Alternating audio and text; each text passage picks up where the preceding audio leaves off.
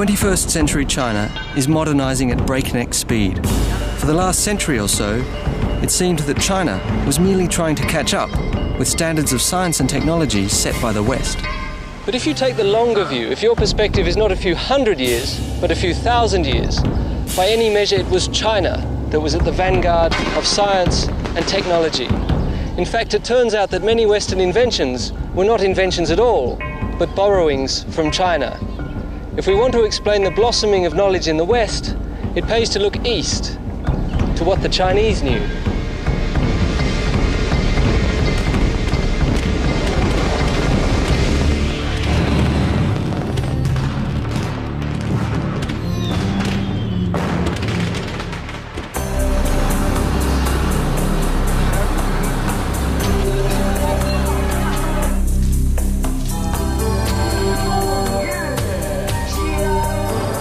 Modern China's distinctive identity has evolved over thousands of years. It is one of the oldest and most successful civilizations, a society whose strength depended on science and technology. In fact, from 600 to 1500 AD, China was the most technologically advanced society on Earth. Remnants of that ancient legacy are scattered throughout China, diffused by time. But if you know where to look, you can glimpse the grandeur of China's technological past. As an author and avid student of history, I've travelled here in pursuit of China's earliest inventions and scientific innovations, in a quest to learn what the ancients knew. Like all budding cultures, the Chinese gathered knowledge through careful observation and experimentation. They watched the endless cycles of the sun, moon and stars, and marvelled at the force of nature.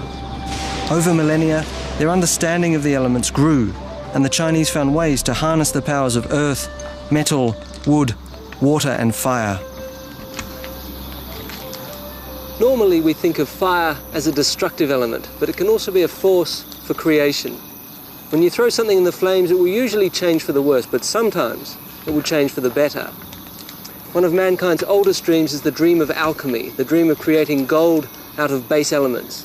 Now, no one ever figured that one out, but from the flames, the Chinese were able to produce something golden. Early Chinese alchemists believed the secret to eternal life and powerful medicines lay in combining just the right ingredients over a fire. Some recipes even called for heating concoctions up to a year. Around 300 AD, the alchemists began to create elixirs of sulfur, saltpeter and various plants. According to their notes, the mixtures produced a lot of smoke, but really weren't anything you'd want to swallow without a guarantee of immortality. It took another 700 years of singed beards and charred houses before researchers learned to add pure charcoal to sulfur and saltpeter. Blending the three made what they called huo yao, the fire drug. By sheer coincidence, they discovered gunpowder. The new invention created bright sparks, and so the Chinese used it for celebration. They invented the world's first fireworks. Today, fireworks are still a Chinese specialty.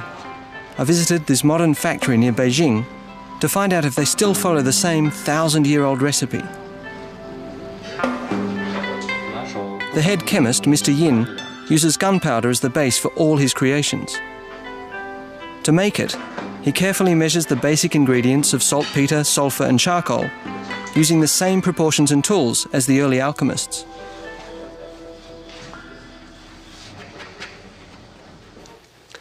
When Marco Polo came back to Europe, he told a tale of a fabulous black powder that created an explosion so loud you wanted to plug your ears and throw a cloak over your head.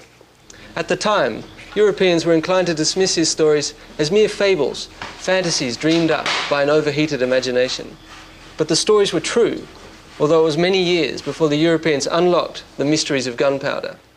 But at the time Marco Polo came back, the Chinese had known about this stuff for centuries. Once the firework gunpowder is mixed together, it is formed into tiny pellets that are carried to specially designed rooms for making fireworks.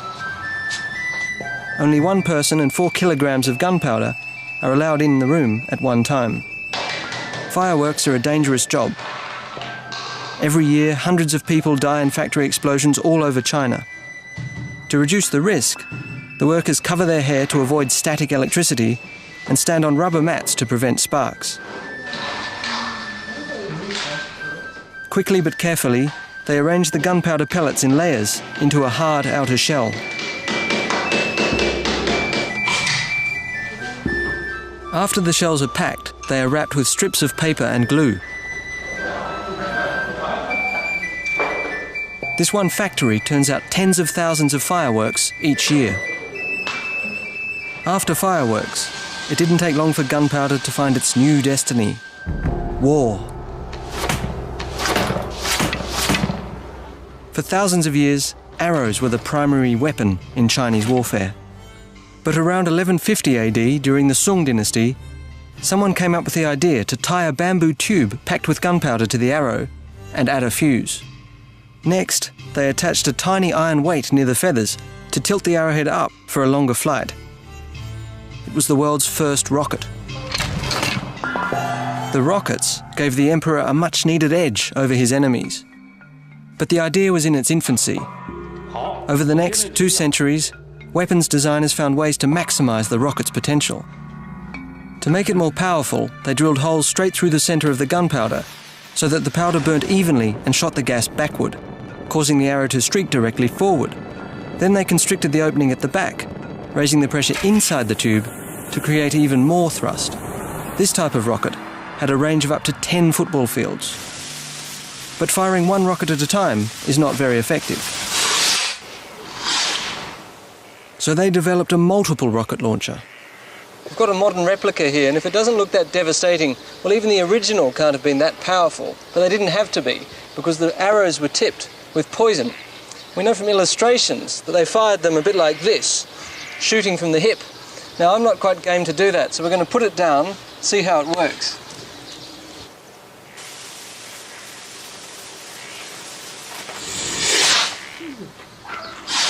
These rockets used a non-explosive gunpowder which simply propelled the arrows forward.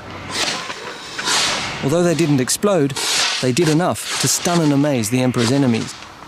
By the mid-14th century, the Chinese found a way to make the rocket launcher itself fly. They developed a rocket called Fire Dragon issuing from the water. The Dragon was a bamboo tube with a carved wooden head about 5 feet long. The rockets at its front and rear contained gunpowder that propelled the Dragon forward. Just before the rockets burnt out, they ignited fuses of arrow rockets hidden in the Dragon's belly, which then shot out of its mouth, destroying the enemy. It's an ironic twist that gunpowder was created to give eternal life. The legacy of gunpowder remains a blessing and a curse. Here at the fireworks factory, it's a bit of both. You need nerves of steel to work here. This place is making me a little nervous because the smallest spark is going to send us all sky high. Mr. Yin's gunpowder recipe differs from the one used in the very first fireworks and rockets. That stuff burned and sparked, but it didn't explode. The formula they're using, however, dates from the 13th century, when the Chinese figured out that by increasing the proportion of saltpeter to about 75%, gave them really explosive gunpowder. Before then, fireworks had been just pretty lights, mere fizz, splutter and sparkle. But with this, however, and that's what I'm worried about, you get a really big bang.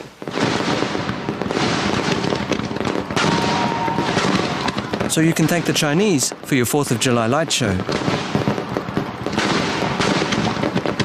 The Chinese also found inspiration in another basic element.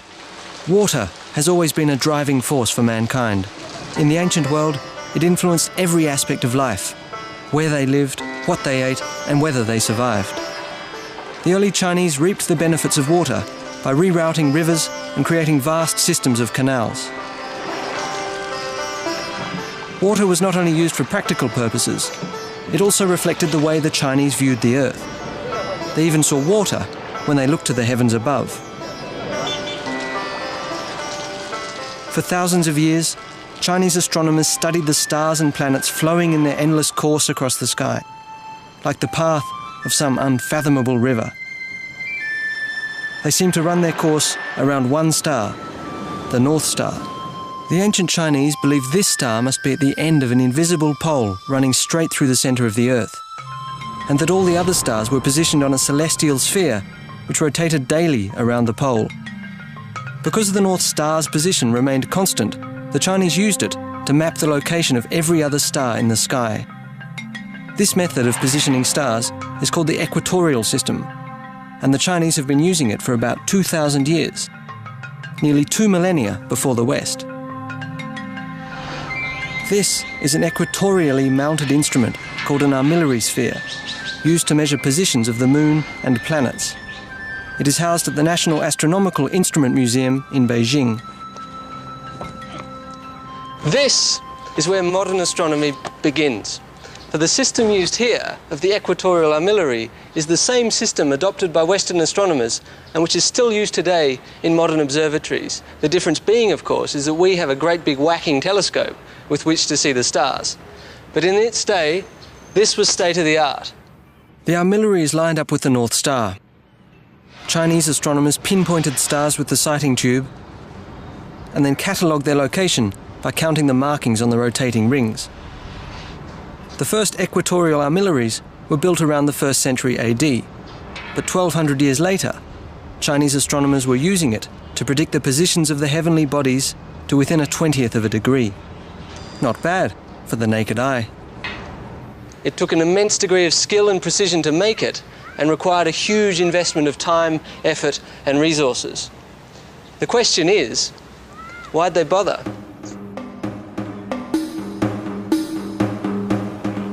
The ancient Chinese believed the stars held the secrets to their destinies. The positions of the heavenly bodies foretold auspicious times for imperial marriages, births and wars. Anticipating celestial patterns and events like eclipses was crucial to ruling China. So the imperial family didn't make a move without the okay from their astronomers and astrologers. The imperial stargazers carefully studied the sky for signs and along the way made many astronomical discoveries. Like this supernova that formed the Crab Nebula in 1054 AD. In fact, the Chinese were the very first people in history to recognize and record supernovae. They called them guest stars because they shone brightly for a few weeks and disappeared. Modern astronomers learned from these supernova records about the births of certain nebulae. But for the Chinese, events like supernovae, eclipses and famines were sent as warnings from heaven that the imperial family was not ruling well. Emperors sought to connect events on Earth with those in the heavens. Failed crops or famine could mean the end of a dynasty, but so could unpredicted eclipses. The emperor relied on his astronomers and astrologers to predict heavenly events to help him avoid earthly disasters. Fueled by necessity, the imperial court became fertile breeding ground for new ideas and technology.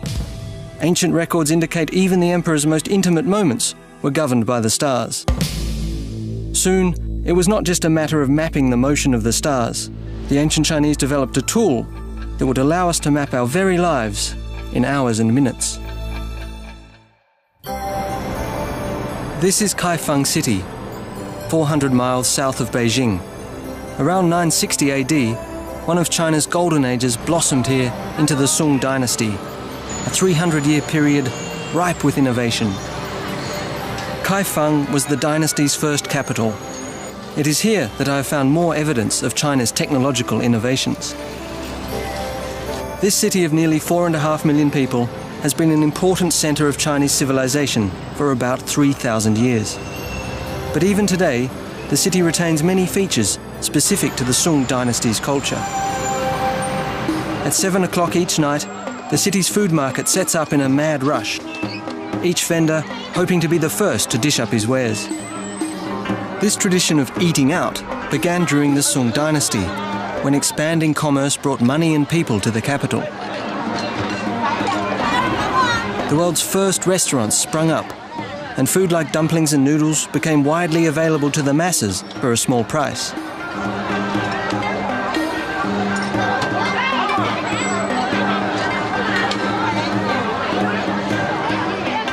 Today, you can still get good food at a good price.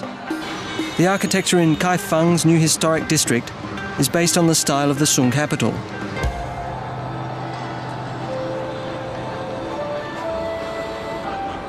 This temple lies at the northern end of the city's historic district. It was built in honour of emperors who ruled Kaifeng during its imperial days. The location was chosen because buried far below this building are the ruins of the Sung Imperial Palace. This is a model of the ancient palace grounds. Hidden among the impressive walls and buildings is one of mankind's greatest inventions, a 30-foot tower the inventor called a cosmic engine, the world's first mechanical clock.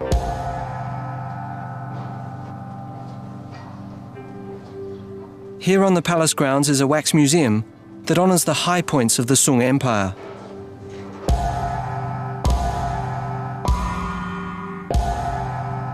Standing with prestige among Sung emperors is the clock's inventor. This scene is a monument to one of the greatest breakthroughs of intellectual history. The fellow on my left here, Su Sung, was a mathematician, astronomer, and all-round genius who's explaining his invention, a mechanical water clock, to the Emperor Zhao Shu in the year 1092. Early Chinese astronomers often equated the heavens with water, since stars seemed to drift across the night sky like a giant flowing river. They frequently used water to drive simple machines, which mimicked the motion of the stars. The problem they faced was keeping the mechanism operating at a precise rate. Su Sung solved that problem with a mechanism which today is known as a mechanical escapement. Inside Su Sung's armillary clock, a stream of water turned a large wheel equipped with cups. As the measured weight of water forced one cup down, the wheel moved forward one cog. A series of weights and locks kept it from recoiling or from moving forward too quickly. This mechanical escapement captured time in precise increments. A chain drive, another Chinese invention, rotated the armillary at the top. One complete rotation for each day, replicating the movement of the stars. During the Sung dynasty, Su Sung's armillary clock was kept here as a symbol of the emperor's direct connection to heaven. Although this machine was primarily used as an astronomical showpiece, its mechanical escapement was the foundation of modern mechanical clocks. In a few hundred years, China would drop this technology while the West, much later, went on to create clocks using weights and springs instead of water to drive the escapement. As I left the museum, I marvelled at all the ancient technology that was lost, and about how many detailed records of that technology remain. For nearly 35 centuries, the Chinese have kept carefully dated, detailed, and reliable records.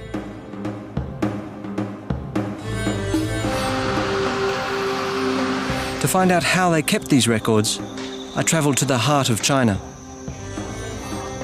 This is Jinhua village in central China. It is in this bucolic atmosphere that I find remnants of another ancient Chinese technology that dates from the 2nd century BC. Paper.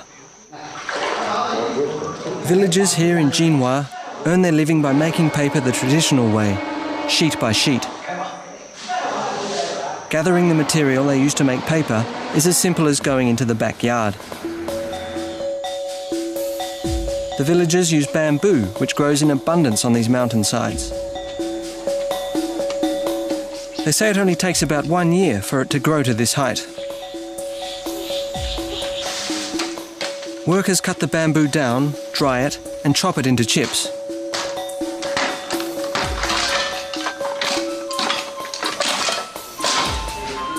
Then they steam the chips until they're crumbly and moist.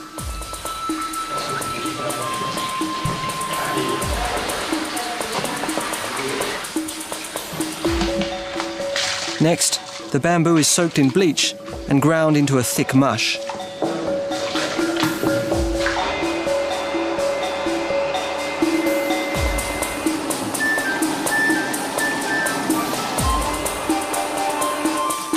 Once the mush is white, they grind it again into liquid pulp, perfect for paper. 3 centuries ago, the process took 100 days. Now it takes a week. Once they've suspended the pulp in a vat of water, they use screens to gather a thin layer and then lay the new paper out to drain with one sweeping, elegant motion.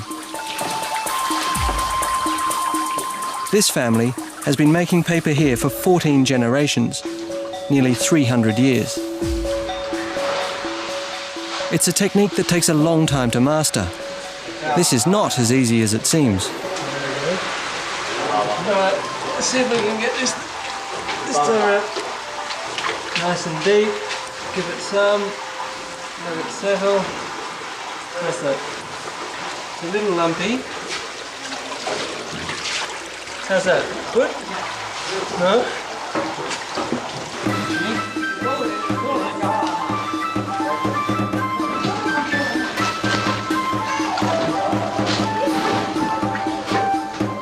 It's a lot harder than that. Look, and what I can't figure out is how someone came up with this idea in the first place. It requires a very steady hand at this point. Otherwise you get lumps. Well, that's not bad. Good lump. Well, as far as I'm concerned, paper making remains a mystery. In the beginning, paper wasn't anywhere near as thin as these sheets drying on the wall. In fact, people used the earliest paper to make blankets and clothing accessories. Eventually, the Chinese refined the process and created a smooth, thin material, ideal for writing. 1,000 years later, long before the West had even started making paper, the Chinese were already working on a new idea, the printed word.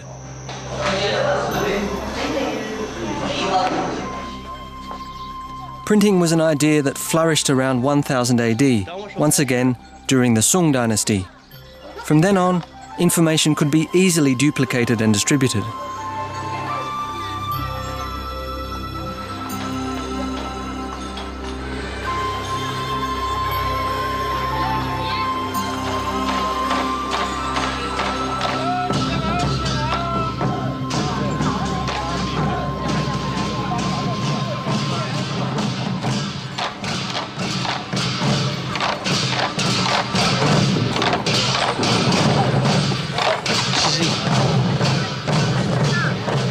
This is Qingming Riverside Park in Kaifeng.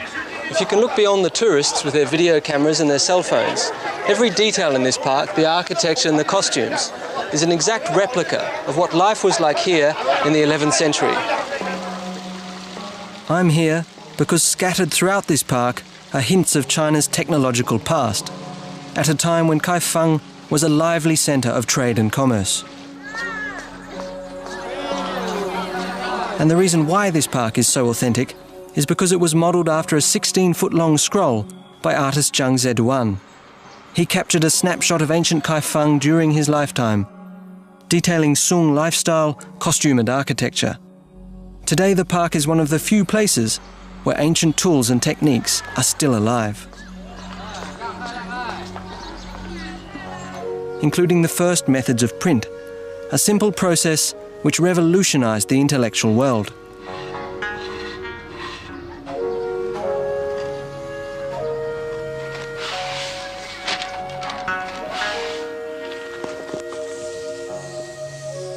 What we're seeing here is the process of printing from a woodcut.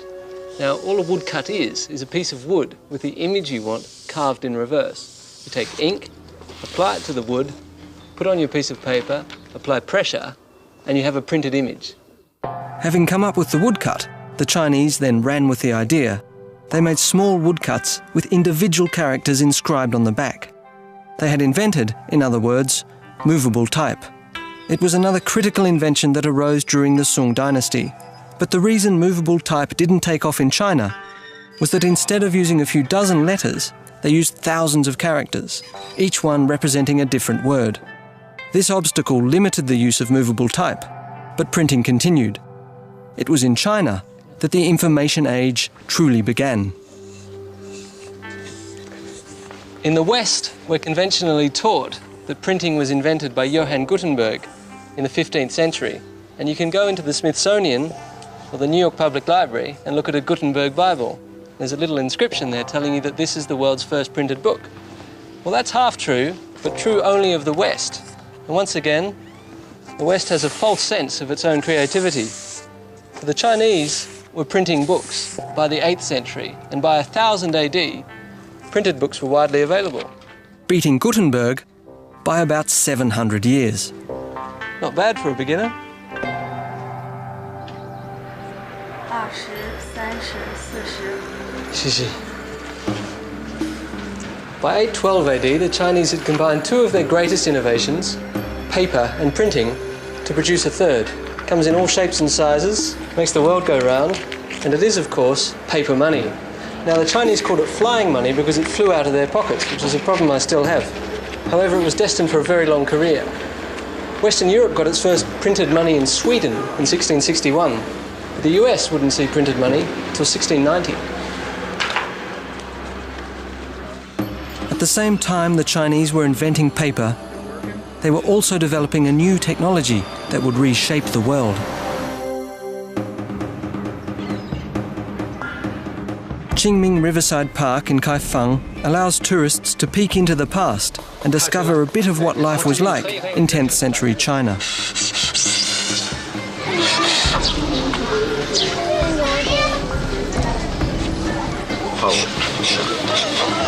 The park's characters, clothing and architecture bring to life a 1,000-year-old painting of the Sung dynasty capital.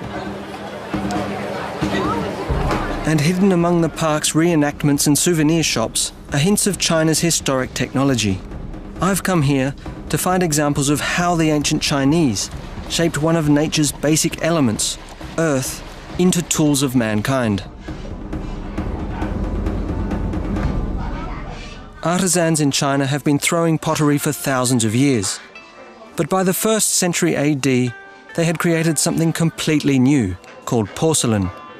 To make it, Chinese potters mixed pure kaolin clay with porcelain stone. But the crucial ingredient was heat. It takes temperatures of about 2400 degrees Fahrenheit to fuse clay into these delicate, glass-like pieces born of earth, water and fire. The West wouldn't create porcelain for another 1700 years. One of the reasons why the rest of the world had to come here to get its porcelain was that nowhere else did they have a furnace capable of generating the high temperatures you need to make true porcelain. When that secret got out, and when it was applied elsewhere, it would transform the world. The Chinese mastered intense heat when they learned how to turn common iron ore into cast iron and, ultimately, into steel. The secret to achieving extreme temperatures for their famous porcelain was known to the Chinese for centuries. They created furnaces using refractory or heat-resistant clay tiles, which could withstand enough heat to transform iron ore. Able to pour this molten iron into moulds, the ancient Chinese discovered the world's first cast iron and quickly put it to work in their fields. With wrought iron, you have to hammer out each item, one at a time. But with cast iron, you can easily replicate products like this plough from a mould, again and again. Here's where the technology of cast iron had its greatest payoff. The Chinese created the cast iron plough, and soon it was being mass-produced around the country. This design represented a huge increase in efficiency on anything that had gone before. For one, it could be produced relatively quickly and economically. But the real advantage was here, in the field. With a plough like this, he could pull the plough along with a fraction of the effort needed to pull a conventional plough. The part of the plough that does the work is known as the share, the point here. And with a plough such as this, you drastically reduce the effort you need to cut the soil. At the same time as the ploughshare cuts the earth, the mould board turns the soil in the air. Now, if that seems obvious, that's because every great idea seems obvious in retrospect, but it wasn't obvious to anyone outside China. Cast iron allowed the Chinese to mass-produce farm equipment like this, quickly and easily, but it was far from perfect. The high content of carbon in cast iron makes the metal fairly brittle, so the ancient Chinese created a metal with more resilience: steel. This is a 21st century blast furnace. It's called a blast furnace because there's a machine, like a giant hot air dryer, that blows air in from the top. The more oxygen in the furnace, the higher the temperature, the less carbon in the mix, the different properties of steel at the end. And while this system here is completely automated and computerized, the basic principles, this wonderful alchemy of carbon, iron, and oxygen, were known to the Chinese over 2,000 years ago. Around the 2nd century BC, the Chinese realized you could produce steel cheaply by blowing air into molten cast iron. To generate a regulated and constant stream of air, they invented the double-action piston bellows. Here's how it worked. It's equipped with dual intake valves. As you push a piston in, compressed air on one side of the bellows closes the chamber's valve and forces the air out through the bottom. Meanwhile, the other valve opens as pulling sucks air into its chamber. Pushing and pulling creates a continuous flow of air, the genesis of the blast furnace. The Chinese needed plenty of energy to keep their furnaces hot, but combining oxygen with the iron's carbon fueled a chemical reaction that helped heat the mixture naturally. Eventually, it was this technique that made it possible to mass-produce inexpensive steel.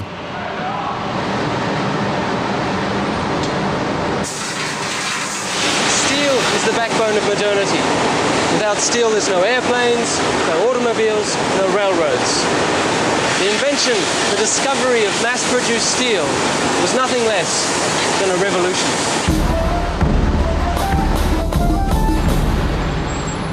Industry was one reason the imperial city of Kaifeng flourished.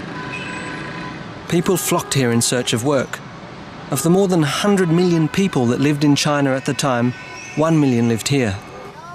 But as the Song Empire grew, so did the need to protect its borders.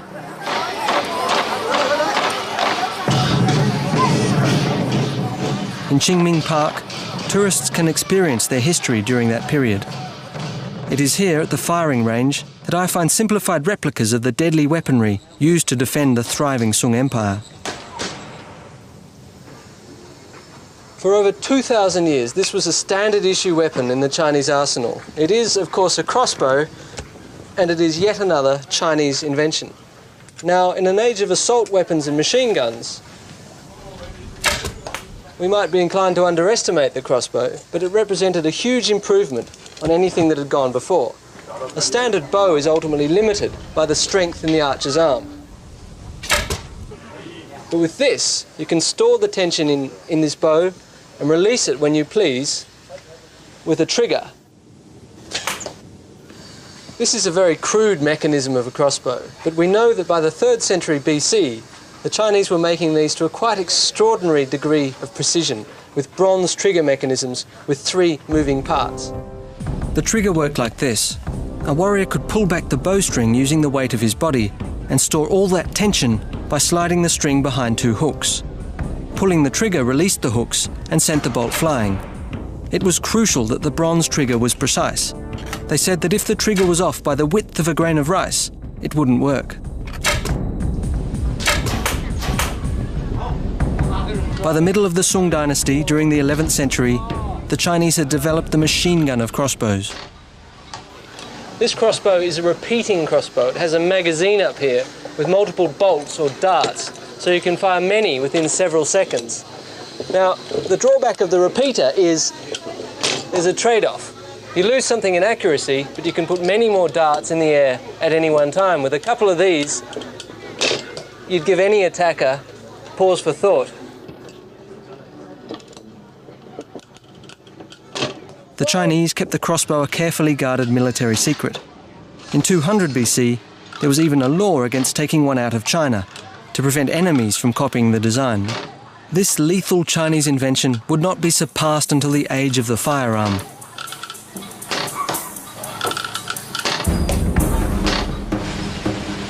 China's technological innovations remained hidden from the world for centuries, concealed by linguistic and geographic barriers. But the Chinese developed technology to breach these barriers and explore the world beyond.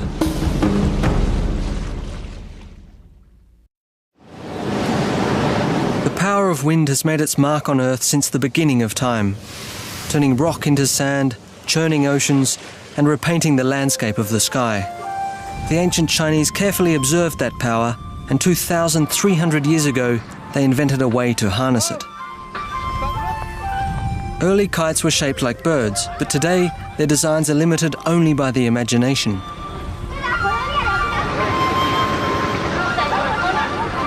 Kites are still a popular pastime in China, but they didn't start out as mere toys.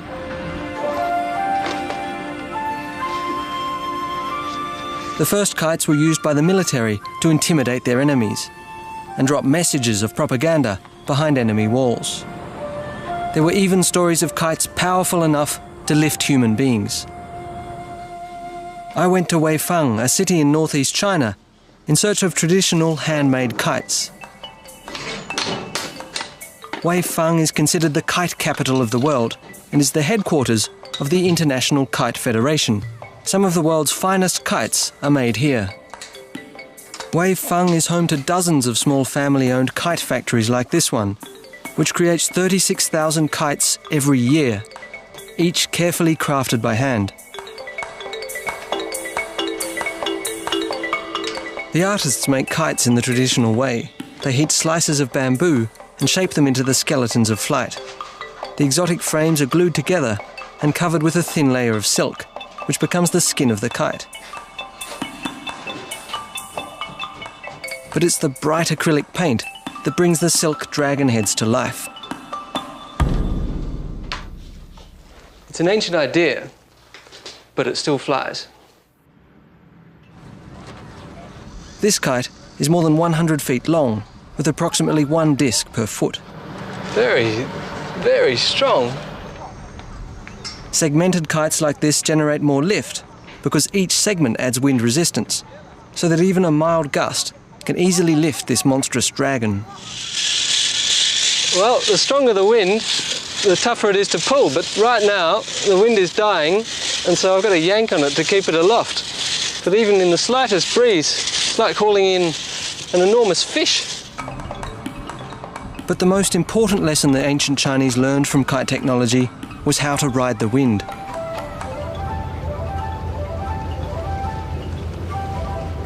For the greater part of the history of sailing, the technology of Chinese sailboats has been drastically superior to anything that any Westerner had. Much of that superiority lay in the sails. This is called a batten sail. The battens are the strips of bamboo, and the advantage of them is that they give mariners great flexibility. If the wind is strong, they can only raise one or two battens. If the wind is weak, they can raise them all. The parallel battens keep the sail from billowing out too far and losing thrust. Another revolutionary innovation was aligning pivoting sails along the axis of the boat, so they could catch the wind from different directions. In the west, sails tended to be at right angles with the boat, and that meant they could only sail properly when the wind was behind them. But with this, you could sail with the wind in 3/4. If it looks familiar, that's because every modern Western yacht you've seen has copied this design. The West borrowed other Chinese maritime innovations: rudders to steer ships, leeboards to reduce downwind drift, and watertight compartments to keep boats afloat, even if the hull was breached. Not only did these improvements save lives and make sailing a reliable form of transportation, but they were all well developed by the 2nd century AD. Western sailing technology didn't catch up for another 1300 years. However, it was an invention made on land that really expanded China's sailing horizons. Chinese officials in court rituals faced the emperor just as the other stars faced the North Star, so they built their imperial palaces with the throne room facing south. From the palace to the sprawling empire at its feet, imperial cities like Kaifeng were built on a precise north-south axis. The ancient Chinese invented something to guide them in finding north-south lines: the magnetic compass. Originally, compasses pointed not north, but south, and the original compasses looked like this. By the 4th century BC, Chinese alchemists had discovered the properties of lodestone, a naturally occurring magnetic material which, if left free to spin, would align itself with the Earth's magnetic field. These early compasses were called south pointers because the spoon-shaped lodestone always pointed south. Many of the earliest uses were largely astrological. Diviners would use the south pointer to find an auspicious spot for a divination or a burial. Town planners would use the lodestone to find a north-south axis for imperial cities, such as this one. Compasses were used exclusively on land until the middle of the Sung dynasty, when the Chinese began exploring the world by sea. Chinese sailors found the compass indispensable on water. By the 12th century, large fleets of Chinese junks were roaming the earth, sailing as far as Africa. Before it could be used on a ship, the south pointer needed a little finessing. It'll work fine on a perfectly calm day, but with a little wind or a little bucking of the deck, it'll swing around wildly and it's next to useless. Now at some point, someone figured out that you can use a lodestone to magnetise a plain, ordinary piece of iron. If you take an iron needle, rub it with a magnet, it will behave exactly as a lodestone would. If you then stick that needle through a piece of bamboo, float it in a bowl of water, you have, in effect, a modern compass. It will align itself north to south. Now, it might not look like much, but with this, you don't need the sun and the stars. No matter how dark and stormy the night, no matter how bad the weather, you can always find your way home.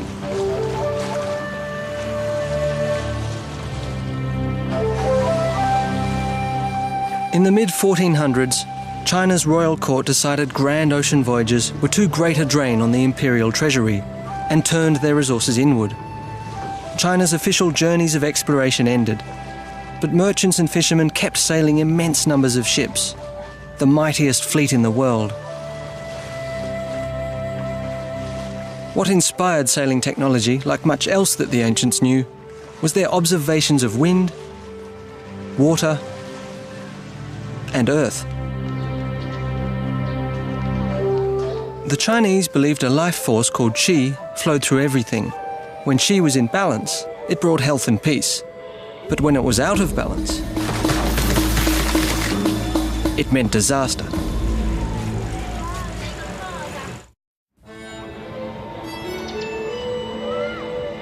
China is famous for its pursuit of health. For many, that pursuit is a way of life. Each day at dawn, people all over China gather to exercise their bodies, minds, and spirits. They are stimulating the healthy flow of life energy. The Chinese call it qi. They believed that the motion of the qi kept the body in balance and that exercise helped move the qi. And that is precisely what these people are doing here behind me, Tai Chi.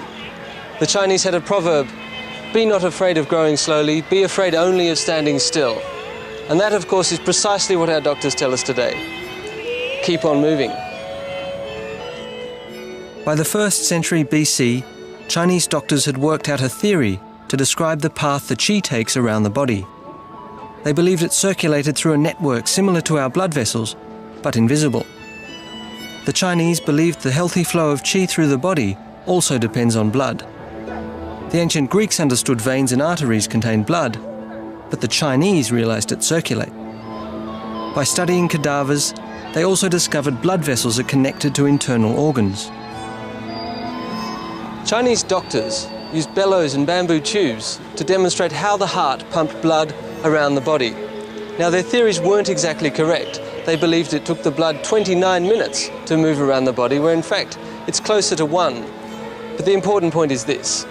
Hundreds of years before a European doctor caught on to the idea, the Chinese had got it. Circulation. They believed that blood was part of Qi's yin and yang, and that a balanced flow between the two kept a person healthy.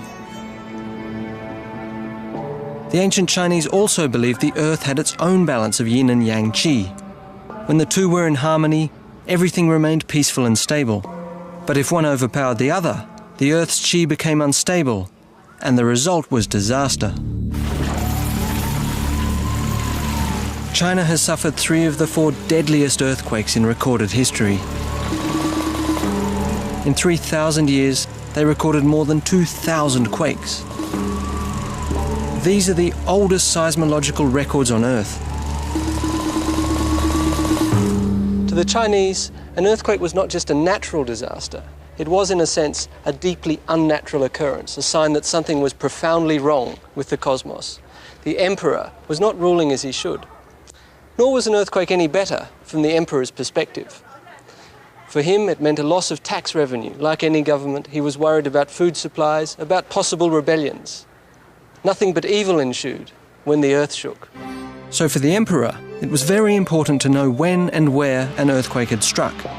In the 2nd century AD, a new invention provided him that crucial information. It was a 6-foot-wide bronze seismoscope, an ingenious device invented by mathematician and astronomer Cheng Hung. There were 8 dragons, one for each principal point on a compass. Each dragon held a bronze ball in its mouth.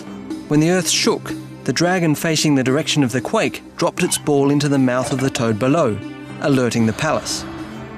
No one is sure how the interior of the seismoscope worked, but most experts believe an inverted pendulum at the heart of the mechanism controlled the dragon's jaws. The vibration swung the pendulum in the direction of the quake, which then triggered the dragon's mouth to open and drop the ball. Except one March night in 138 AD, the ball dropped when no one had felt a quake. Chang's invention was labelled a failure. Several days later, when a messenger arrived to tell of a massive quake which had devastated Kansu, about 400 miles to the northwest, they realised how sensitive Cheng Hung's invention was. From that time on, if a ball dropped, even if no one felt the quake, local officials were sent out to assess the damage. But if earthquakes are inevitable, the human devastation is not. On July 28, 1976, a powerful earthquake struck northern China in the middle of the night. It was the deadliest earthquake of the 20th century. The official estimate is that more than 240,000 people lost their lives, but unofficial records put the death toll closer to 650,000. That's the population of Alaska, wiped out in a few moments. This monument in Tangshan City stands as a memorial to those who died. Twisted metal rods and broken cement are all that remain of this community college science lab. Today, it stands as a tangible monument of the earthquake's force. About 60 miles from here in Qinglong County, 180,000 buildings like this one were also destroyed in the quake, but not a single person died inside.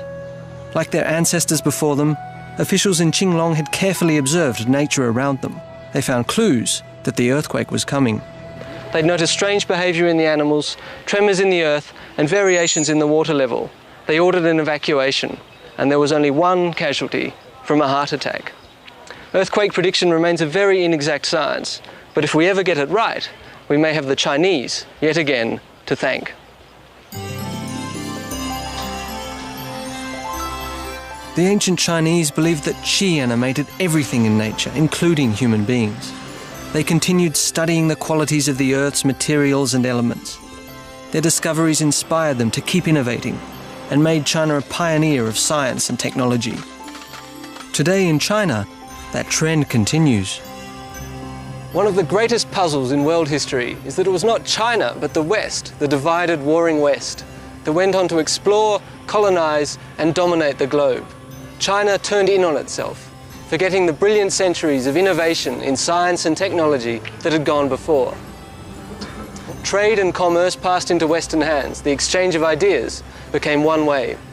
When Jesuit missionaries showed the Emperor of China a mechanical clock, he was astonished, being unawares that it was not the Europeans, but the Chinese who had invented the clock in the first place. Only in recent decades have the Chinese rediscovered their creative energies, and the results, as are plain to see, have been spectacular.